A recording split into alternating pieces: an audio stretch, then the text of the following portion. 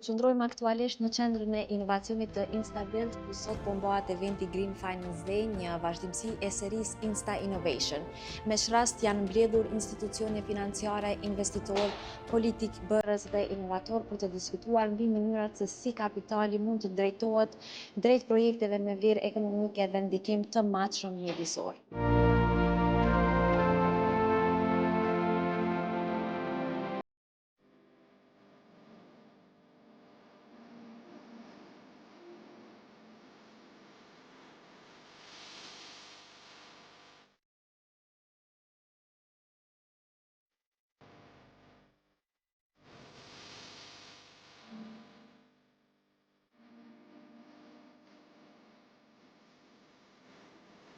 Po promovojna faktikisht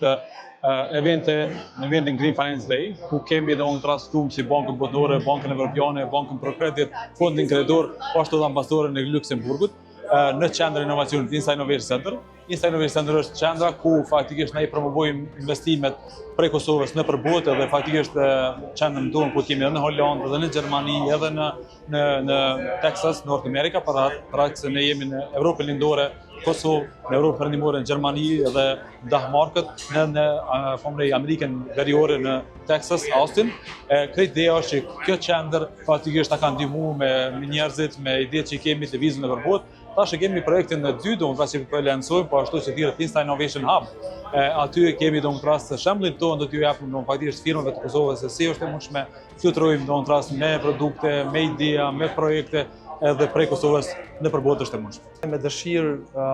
kam marrë pjesë në këtë organizim, për arsye që institucionit të cilin e prezentoj, Fondin Kosovar për Garanci Kreditore, është një institucion i cili në objektivat strategjike të tij ka agjendën e gjelbërt,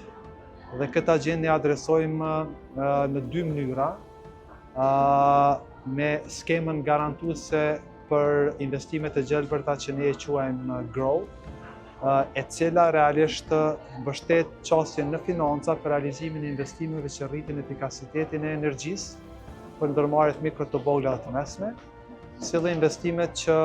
në pajisje që gjenerojnë energji të ripërshtreshme në masi të vogla